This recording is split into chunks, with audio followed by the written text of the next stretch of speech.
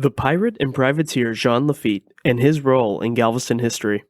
Jean Lafitte was a French pirate and privateer who operated in the Gulf of Mexico in the early 19th century. He eventually ended up using Galveston Island as his smuggling outpost after he was driven out of Louisiana.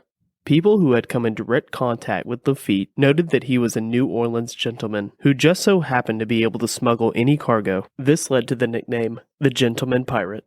Infamous in American history, Lafitte is known as a smuggler, pirate, gun for hire, and slave trader. He fought against the U.S., and shortly after was hired by the U.S. government to fight against the British in the War of 1812.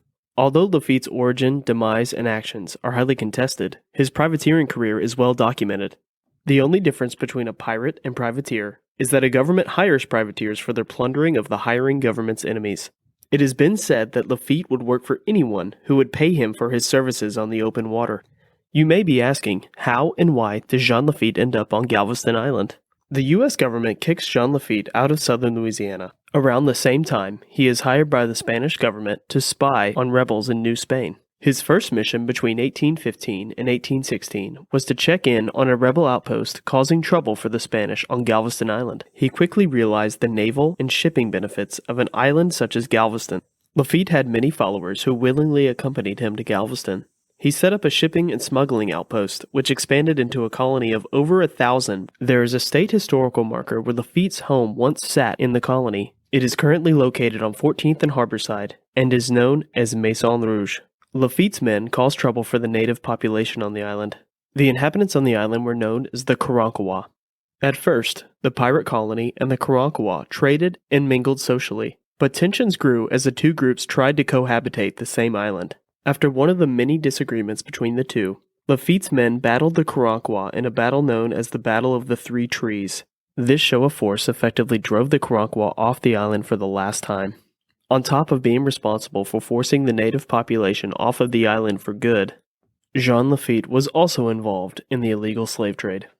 Although slavery was legal in the United States, the importation of slaves had been illegal since 1808. Since Texas was a part of Spain, Lafitte was able to fly under the radar of U.S. authorities as well as use loopholes in the U.S. slavery laws. Once the slaves were on Galveston, they would be transported to the mainland to be smuggled across the vast, unpatrolled land border between New Spain and the United States. Lafitte was known to steal, smuggle, and plunder just about anything. His Galveston operation had an annual income in the millions of dollars. This all came to an end in 1821 when one of his men attacked an American merchant vessel. The U.S. Navy sailed to Galveston to force Lafitte out of the Gulf of Mexico. Lafitte agreed to leave the island without any fight. His final orders to his men were to burn his entire colony and fortress to the ground. This is where the mystery begins. Did he bury treasure on Galveston Island? Did he change his name and live the rest of his days somewhere else? Did he die shortly after leaving Galveston in a pirateering operation gone wrong? No one knows for sure, but there is an abundance of theories out there. We can clearly see that Jean Lafitte is a contemptuous character and left his legacy on the United States, the Gulf of Mexico, and Galveston Island, with his thirst for riches and fame, human trafficking, and shroud of mystery. For more information on this topic or another audio guide, be sure to check out the description below.